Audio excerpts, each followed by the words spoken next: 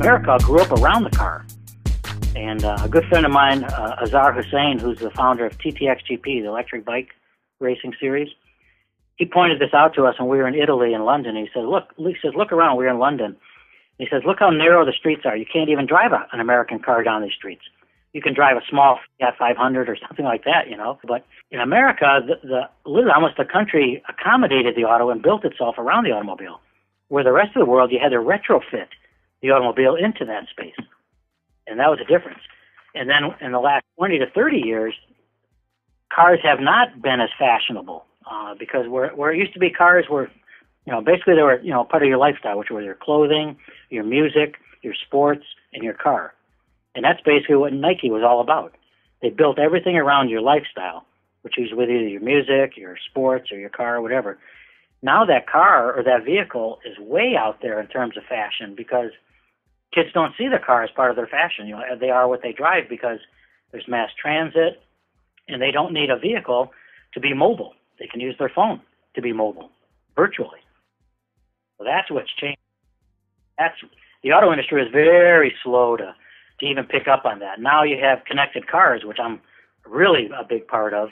By making the consumer part of the branding and marketing, now it's the connectivity to the vehicle that is really the context of the vehicle, not the fashion side of it. That's kind of the next big thing, as we've been talking in vehicles, is the ability for the vehicle to be connected through your smartphone that gives you the ability to connect to all your lifestyle, your friends, and your network of people without being a distraction. I mean, the distraction part is a huge challenge. There's no doubt about that.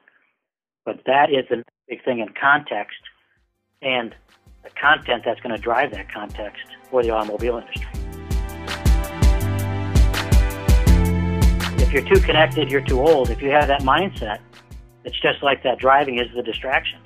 You have to make it convenient and user-friendly and intuitive to be able to drive and stay connected. Yeah, yeah, exactly. And I think, again, the car will become part of that social equation like it used to be.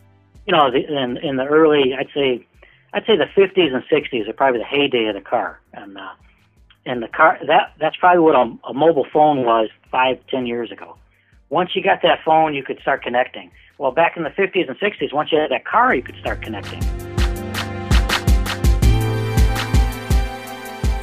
The percentage of today 20 to 24-year-olds that have driver's license has dropped to like 80%. For 16, it's much higher. It's like only 70%. I mean, it's amazing that, you know, most kids don't even get their driver's license till 18 years old now instead of 16. Whereas our generation, yours and mine, you couldn't wait to get your license in many cases, just so you had the freedom to be mobile. But again, you don't need the vehicle to be mobile anymore, and you don't need a license to buy a phone.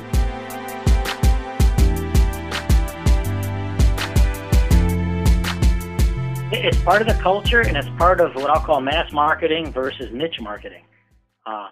You take Toyota, a great example of lots of different vehicle segments and brands. Scion's a good example. Scion was an experiment to engage youth, and now what we would call mobile youth.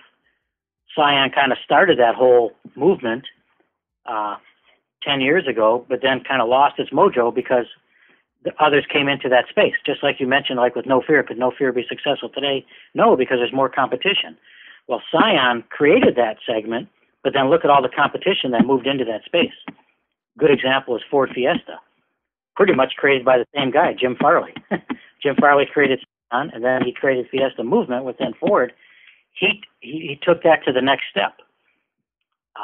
So I think someone like Ford gets it because of what Jim Farley brought to Ford. Some of those other brands, yeah, they're all mass marketing brands, and they're marketed more at, I'd say, baby boomers and older generation people, and there is no connection to the youth, and that's why I don't think they're going to be around. They certainly won't be around in the volumes that they were previously. So I think you'll see much more niche marketing or small batches of vehicles that are more successful.